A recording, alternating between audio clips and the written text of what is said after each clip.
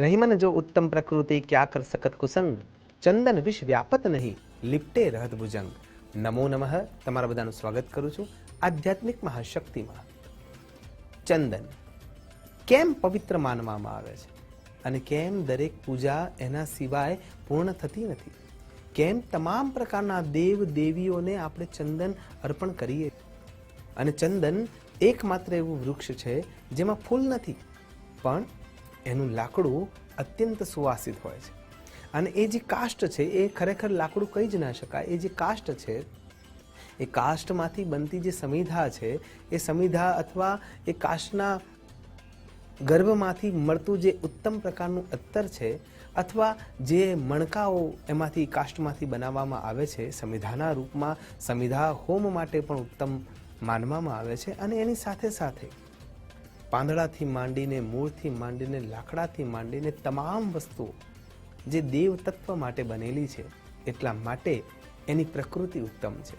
અને રહીમદાસજી એટલે એવું કહે છે, રહીમન જો ઉત્તમ પ્રકૃતિ ક્યા કર સકત કુસંગ, દાખલો આપે છે ચંદન વિષ વ્યાપત નહીં લિપટે રહત ભુજંગ। એટલે કે જો જે સજ્જનતા માટે જન્મ્યું છે અને સતત એના મનમાં વિચારો કેવળ અને કેવળ ઈશ્વર પ્રદત્ત છે અથવા સુયોગ્ય છે, તો દુર્જનોનો કોઈ પણ પ્રભાવ એના ઉપર પડતો નથી। જેમ કે સર્પ છે એ ચંદનના આજુબાજુમાં વિષને પોતાના ગરલમાં મૂકીને સતત જોડાયેલો રહે છે અને છતાં પણ એ સર્પને ઠંડક જ આપવાનું કામ કરે છે। એની ગરલતામાંથી વિષને એ સ્પર્શ થવા દેતી નથી, એટલા માટે ચંદન ઈશ્વરને અર્પિત કરવામાં આવે છે। અને ત્રણ પ્રકારના મુખ્ય ચંદન જોવા મળે છે। સૌથી પહેલું શ્વેત ચંદન, બીજા નંબરમાં આવે છે રક્તચંદન, અને પછી જે ઈશ્વરને અત્યંત પ્રિય છે કેમ કે જેમાં ભક્તિ છે એ છે ગોપી ચંદન। તો સૌથી પહેલા ઈશ્વરને ચંદન અર્પણ કરીએ છીએ તો કયા કયા ચંદન આપણે અર્પણ કરીએ છીએ અને એમાં પણ કોને કોને એ અર્પણ કરી શકાય છે? જેમ કે સફેદ ચંદન છે, એ સફેદ ચંદન મોટા ભાગે ભગવાન શ્રી હરિ નારાયણ અને પિતૃઓને આપણે અર્પણ કરતા હોઈએ છીએ। નારાયણ અને એમના અવતારો એના માટે પૂજિત જ્યારે કરવાના હોય છે ત્યારે શ્વેત ચંદનનો ઉપયોગ થતો હોય છે। રક્તચંદન ભગવતી, દુર્ગા, દેવીઓના જેટલા પણ સ્વરૂપો છે એ બધાને રક્તચંદનથી આપણે ઉપટન અને લેપન આપતા હોઈએ છીએ।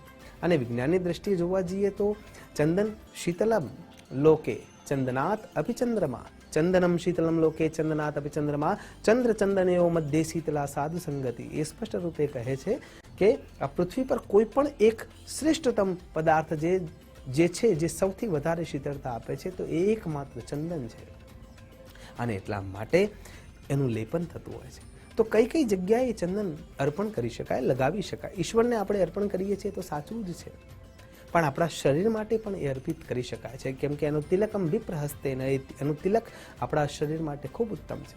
વિજ્ઞાનની દ્રષ્ટિએ જોઈએ તો આજ્ઞા ચક્રના મધ્ય ભાગથી માંડીને સહસ્રદલ ચક્ર છે એના વચ્ચેના ભાગમાં જે આપણો લલાટ છે, વાલ પ્રદેશ છે, એના ઉપર ચંદનનું લેપન કરવામાં આવે છે। જેમ ભસ્મ દ્વારા આર્ચા કરવામાં આવે છે, ત્રિપુંડ કરવામાં આવે છે, એ જ રીતે જ્યાં જ્યાં ભસ્મ લગાવી શકાય છે ત્યાં ત્યાં શરીર ઉપર ચંદન લગાવી શકાય છે।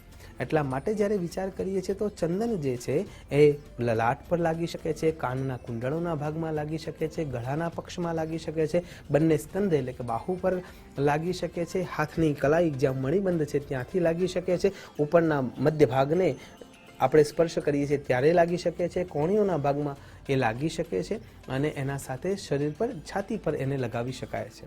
અને જ્યારે જ્યારે આપણે ભગવાનની પૂજા અર્ચના જોઈએ છીએ ત્યારે એમાં 16 અંદર એક ઉપચાર એ ચંદનના લેપનનો પણ છે। અભિષેક પૂર્વે ભગવાનના શરીર ઉપર, શ્રી અંગ ઉપર ચંદનના થર લગાવવામાં આવે છે જેથી કરીને ભગવાનને ખૂબ જ આરામ મળી શકે। કેમ કે જેમ કે તિરુપતિ બાલાજી મહારાજ છે, એમની પૂજા અર્ચના કરી છે તો એમાં સૌથી પહેલાં એમને ચંદનનું લેપન કરવામાં આવે છે અને પછી જ અન્ય અભિષેક કરવામાં આવે છે। તો વિજ્ઞાનની દ્રષ્ટિએ વિચાર કરીએ તો એ શરીરની સુખાકારી માટે ખરેખર સુયોગ્ય છે અને એટલા માટે જ એનો આપણે ઉપયોગ કરતા હોઈએ છીએ। પણ હવે ત્રીજા નંબરનું જે ચંદન છે એના વિશે વિચાર કરવા જેવો છે, જેનું નામ છે ગોપી ચંદન। અને ખૂબ જ પ્રચલિત આ કથા છે। ભગવાન દ્વારિકાધીશને એક વખતે માથામાં દુખાવો ઉપડ્યો અને એ દુખાવો ખૂબ જ અસહ્ય હતો। ચારે બાજુ એમની 16,108 પટરાણીઓ, અષ્ટરાણીઓ, મહારાણીઓ, પદાધિકારી જે રાણીઓ છે એ બધા જ ચિંતામાં કે શું કરીએ તો ભગવાનને માથું દુખતું મટે.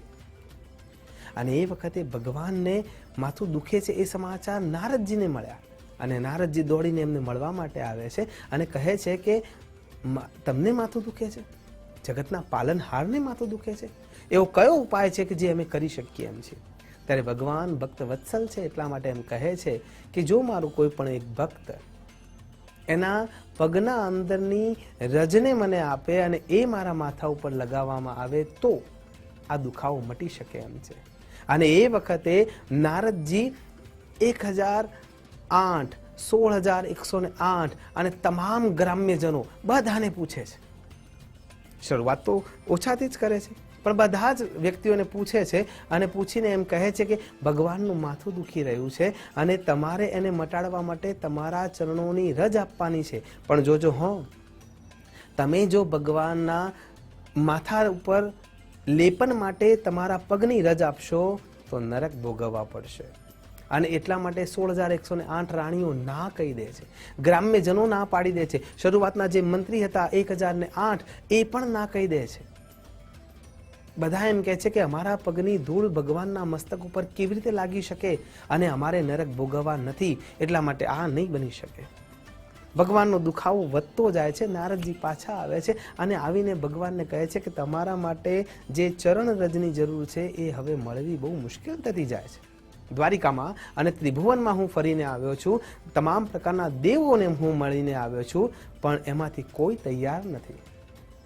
અને જગતનો નાથ મધુસૂદન હસતા હસતા એમ કહે છે કે એકવાર વૃંદાવન તો જઈ આવ, કદાચ ત્યાંથી મળી જાય. અને ભગવાનના બોલેલા શબ્દોને પૂરા કરવા માટે નારદજી ત્યાં પહોંચે છે અને જઈને નારદજી એમ કહે છે કે કૃષ્ણ તમને યાદ કરે છે. તો બધા જ પોતાનું કાર્ય છોડીને નારદજીના આજુબાજુમાં ઊભા થઈ જાય છે. અને પછી જ્યારે નારદજીને પૂછે છે કે કેમ છે અમારો કાનો, નારદજી એમ કહે છે કે તમારા કાનાને અસહ્ય માથું દુખી રહ્યું છે અને એને એમ કહ્યું છે કે જો મારા કોઈ પણ પ્રિય ભક્તના ચરણની માટી એટલે કે રજ મળી જાય તો અને તો જ આ મટી શકે એમ છે. અને ત્યાં એક ભગવાનની અંતરંગ શક્તિ જે રાધિકાજી બેઠા છે એ એમ તરત કહી દે છે કે કરોડો જન્મો સુધી જો નરક ભોગવવા પડતા હોય તો અમે ભોગવવા માટે તૈયાર છીએ. નારદજી તમે બહુ મોડું કરી રહ્યા છો કે તમે અમને સમાચાર મોડા આપ્યા કે અમારા કૃષ્ણને માથું દુખી રહ્યું છે. આ ચરણ રજ લઈ જાઓ અને એના કરતા અમને લઈ જાઓ, અમે ત્યાં આવીને લગાવીશું, નરક ભોગવવા માટે અમે તૈયાર છીએ. એટલું સાંભળીને નારદજી સાથે તમામ ગોપીઓ, રાધિકાજી બધા તત્પર થાય છે આવવા માટે. દ્વારિકા નગરીમાં પહોંચે છે, ત્યાં એમના ગોપીઓના ચરણોનો અભિષેક કરવામાં આવે છે અને એના ચરણોમાંથી જે પાણી નીકળી રહ્યું છે, અભિષેકના દ્રવ્યો વહી રહ્યા છે, એમાંથી એક તળાવ તૈયાર થાય છે જેને આપણે ગોપી તળાવ તરીકે ઓળખીએ છીએ. અને એમાં જે માટી એકત્ર થઈ છે, રજ એકત્ર થઈ છે, જે ચિકાશ એકત્ર થઈ છે, એ જ્યારે કૃષ્ણના મસ્તક ઉપર, દ્વારિકાધીશના મસ્તક ઉપર લાગે છે અને એમનું માથું દુખતું મટી જાય છે. અને એ જ ચંદન કે એ માટીમાંથી જે તૈયાર થાય છે એ ચંદન એટલે ગોપી ચંદન. આ મહિમા ચંદનનો છે. શાસ્ત્ર એવું સ્પષ્ટ રૂપે કહે છે કે જેના લલાટ પર, ભાલ પ્રદેશ પર જો તિલક ના હોય તો એના શુકન લેવા પણ યોગ્ય નથી. અને એટલા માટે શિખા સૂત્ર સહિત તિલક સાથે આપણા ત્યાં ઘરમાંથી બહાર નીકળવાને શુભતા ગણવામાં આવે છે. આશા કરું છું તિલકમ વિપ્ર હસ્તે ને બ્રાહ્મણ તમારા મસ્તક ઉપર તિલક કરનાર બને અને એ તિલકના માધ્યમથી તમે તમામ પ્રકારની ઉર્જાને આત્મસાત કરી શકો. શરીર જે ખરા અર્થમાં ધર્મનું માધ્યમ છે, એના થકી તમે ધર્મની સાચા અર્થમાં સેવા અને સેવના કરી શકો. એ જ અભ્યર્થના સાથે નમસ્કાર. અસ્તુ સદા શિવોહમ. નમો નમઃ.